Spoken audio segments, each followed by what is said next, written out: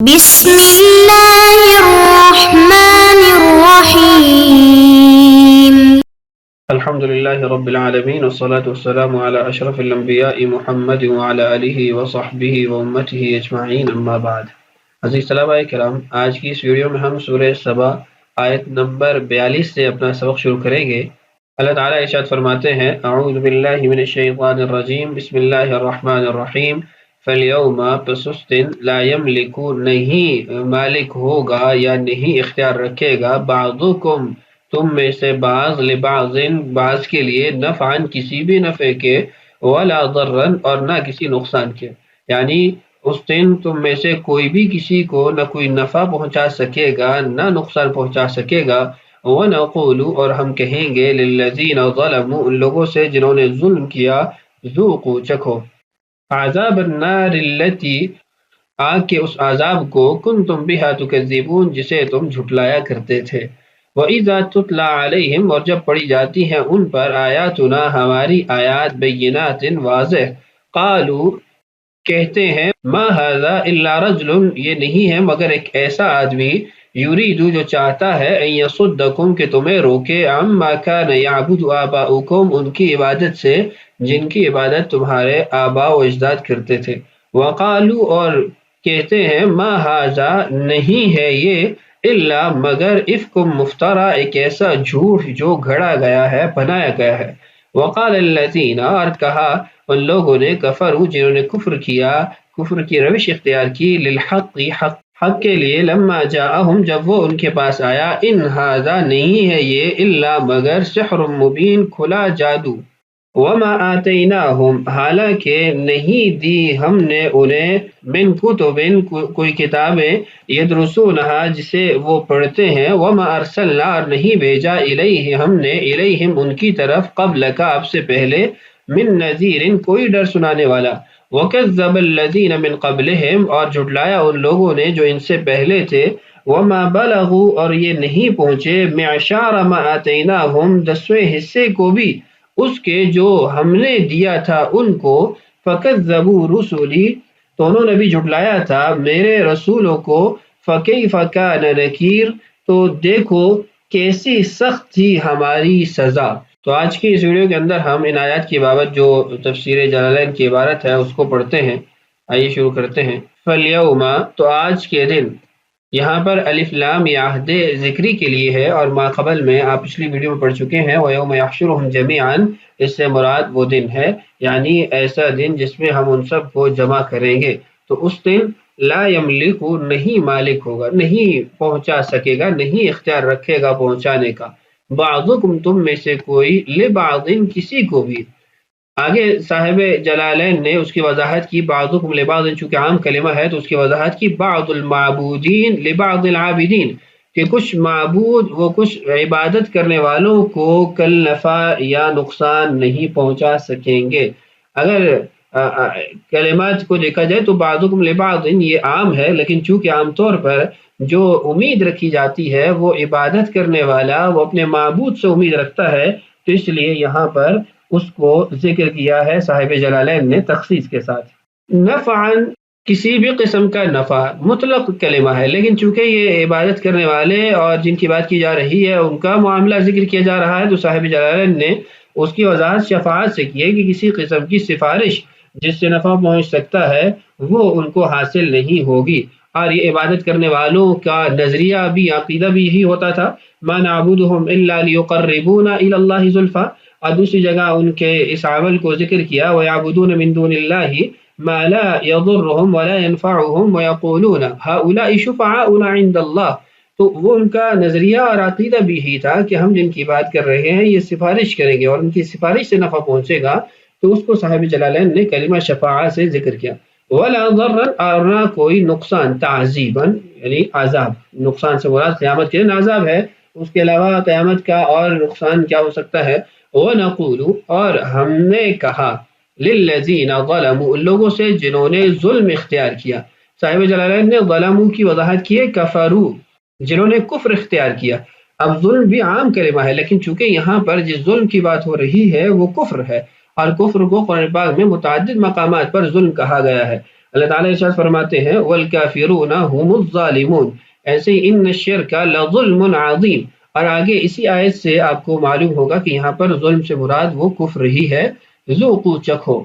عذاب النار، آگ کے اس عذاب کو، التی جسے کنتم بها تکذبون تم جھٹلایا کرتے تھے، یعنی دنیا کے اندر تم عذاب کو آگ کے جھٹلایا کرتے تھے تو آج اسی کا مزہ چکھو۔ اب یہاں پر آپ دیکھیں کنتم بها تکذبون، تو قیامت کا، دوزخ کا انکار یہ کفر ہی ہے، تو ان کو یہ جو سزا دی جا رہی ہے وہ کفر کی ہی دی جا رہی ہے، تو اس لیے ان کو یہاں پر کافر ہونے کی وجہ سے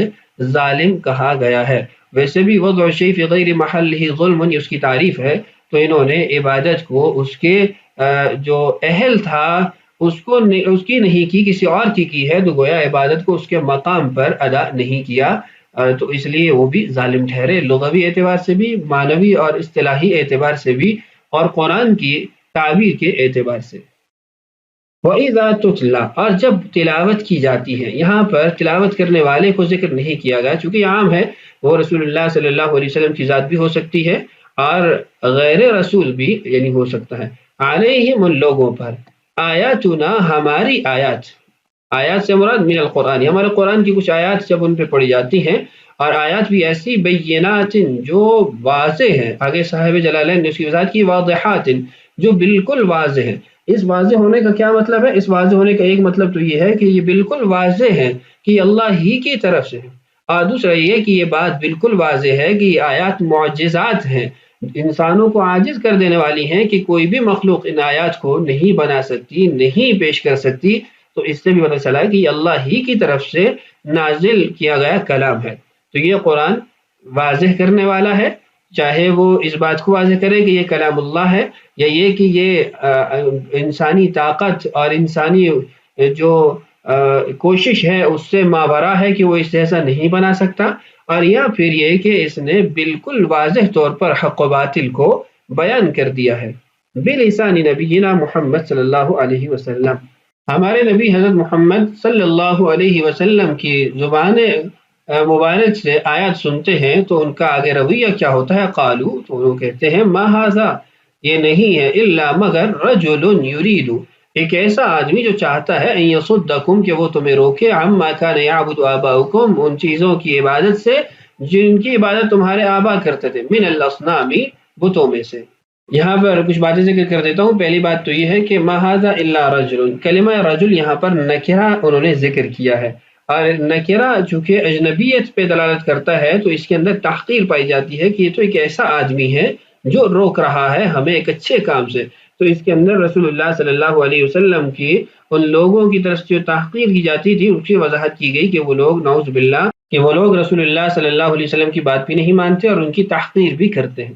دوسری بات، عما کان یعبد آباؤکم، آباؤکم سے مراد صرف والد نہیں ہے بلکہ آباء الصلب، باپ ہے، دادا ہے، پردادا ہے، ساری لڑی اس میں داخل ہے۔ اور تیسرا یہ کہ آباؤکم کے اندر امہاتکم، یعنی ان کی مائیں بھی اس میں داخل ہیں، ماں اور باپ دونوں کے لیے کلمہ استعمال ہوا، اور اس کو اللہ تعالیٰ نے کئی مقامات میں ذکر کیا، انا وجدنا آباءنا علی امۃ وانا علی آثارہم مہتدون، اور دوسری جگہ پہ وانا علی آثارہم مقتدون۔ تو بہرحال یہ ان کی طرف سے پہلا جو اعتراض کہہ لیں یا پہلا جو اشکال تھا یا گمراہی کا کلمہ تھا وہ یہ تھا کہ یہ تو تمہیں تمہارے آبا کی جن چیزوں کی وہ عبادت کرتے تھے ان سے روک رہے ہیں۔ وقالو، اور دوسرا ان کا قول دیکھیے، ما ھذا، یہ نہیں ہے، ھذا سے مراد ای القرآن، مشار الیہ، صاحب جلالین نے واضح کیا، ما ھذا القرآن، یہ قرآن نہیں ہے، الا مگر افکم مفترا، افکن کی وضاحت کی، کذبن، افک کا معنی کذبن اور مفترا گڑا ہوا، یعنی یہ افطرا یفتری سے اس میں مفعول کا صیغہ ہو جائے گا کہ یہ ایسی باتیں ہیں جو گھڑی گئی ہیں علی اللہ، اللہ کی ذات پر، یعنی اپنی طرف سے بنا کر ان باتوں کو اللہ کی طرف منسوب کیا گیا ہے۔ یہ ان کا دوسرا قول تھا، جس پہلے قول میں رسول کی تکذیب کی اور دوسرے قول میں مرسل بھی، جس چیز کو دے کر رسول کو بھیجا گیا تھا اس کو جھٹلایا گیا، اس کی تکذیب کی گئی۔ اور ان کی تعبیر دیکھیے کتنی حصر کے ساتھ اور کتنی یہ سخت تعبیر استعمال کرتے تھے کہ ما ھذا الا افک مفترا، اب یہ کلمات حصر ہے، یعنی تعبیر حصر ہے، اور گویا وہ یہ کہہ رہے ہیں کہ لم یکن شیء من الصدق فی القرآن، کہ یہ تو ایسی بات ہے، ایسی کتاب ہے جس میں سچ کا شائبہ تک نہیں ہے، ایک کلمہ بھی سچائی پر مبنی نہیں ہے، نعوذ باللہ۔ وقال الذین، اور کہا ان لوگوں نے، کفروا جنہوں نے کفر اختیار کیا، للحق حق کے بارے میں، الحق سے مراد یہاں صاحب جلالین نے قرآن ذکر کیا، للقرآنی انہوں نے قرآن کے بارے میں کہا، لما جاءہم جب قرآن ان کے پاس آیا، ان بمعنی ما، چونکہ یہاں پر ان نافیہ ہے اور اس کے بعد اللہ کا کلمہ ہے تو اس لیے یہاں پر اس کی وضاحت کی دی کہ ان یہ ما کے معنی میں ہے، نفی کے معنی میں ہے، ہذا یہ نہیں ہے، الا مگر سحر مبین کھلا جادو، مبین بمعنی بین ہے، چونکہ آپ کو پہلے بتا چکا ہوں کہ ابان یبین لازم اور متعدی دونوں معنوں میں استعمال ہوتا ہے، تو صاحب جلالین اس کی وضاحت کرتے رہتے ہیں کہ کہاں پر یہ متعدی اور کہاں پر لازم استعمال ہوا ہے، تو یہاں پر یہ ابان یبین لازم استعمال ہوا ہے، اس لیے اس کی وضاحت کی سحر بین۔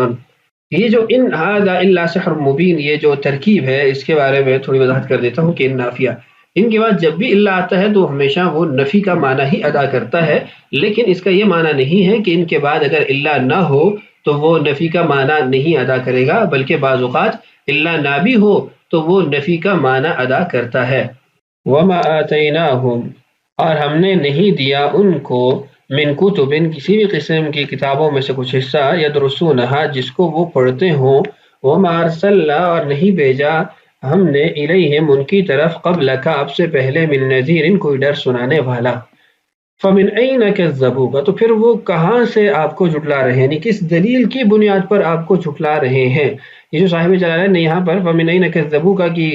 عبارت ذکر کی ہے، اس کی وجہ یہ ہے کہ ما قبل میں یہ کہا گیا کہ تمہیں نہ کوئی کتاب دی گئی ہے جس کے اندر یہ لکھا ہو کہ اس طرح ایک آدمی آئے گا اور وہ قرآن کا دعویٰ کرے گا، کلام اللہ کا دعویٰ کرے گا تو وہ جھوٹا ہوگا، یا وہ شخص جو دعویٰ نبوت کر رہا ہوگا وہ جھوٹا ہوگا، اور نہ ہم نے اس سے پہلے کوئی ان کی طرف ڈر سنانے والا بنا کر بھیجا جس نے ان کو جا کے بتایا ہو کہ یوں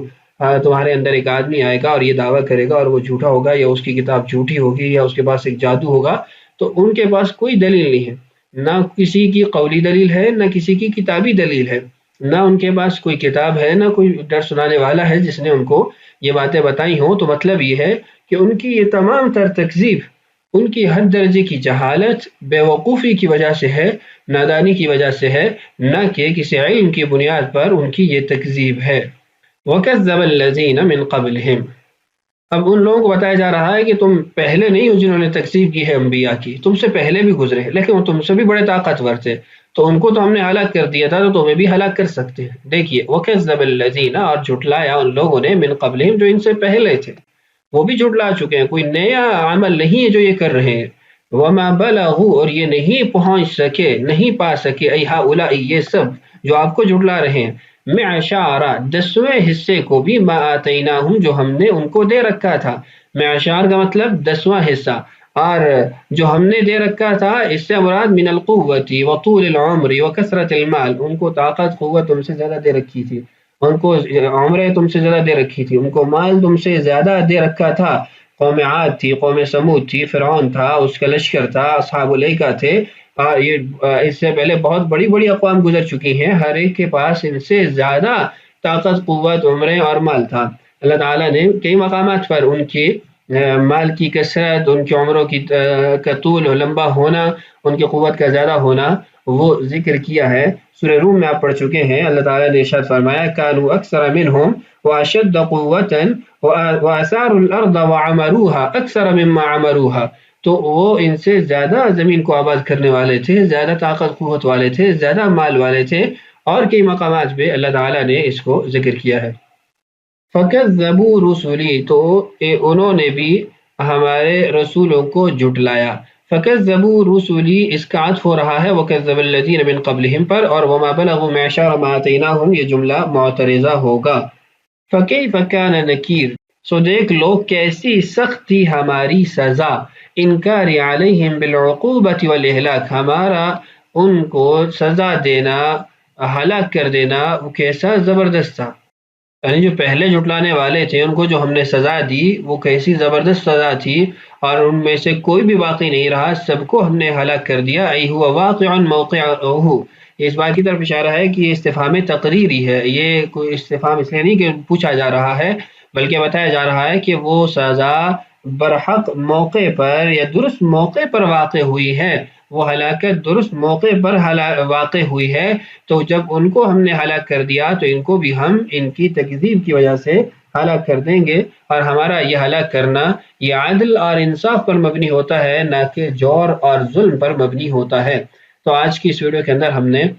سورہ سبا کی مزید کچھ آیات کی تفسیر جلالین سے پڑھ لی ہے۔ انشاءاللہ اسی تسلسل کو باقی رکھتے ہوئے ایک دو ویڈیوز میں اپنی اس سورت کو مکمل کر لیں گے۔ اللہ تعالی ہم سب کو قرآن پاک سے سچی محبت، شغف اور لگاؤ نصیب فرمائے۔ اللہ تعالی ہم سب کا حامی و ناصر ہو۔ السلام علیکم ورحمۃ اللہ وبرکاتہ۔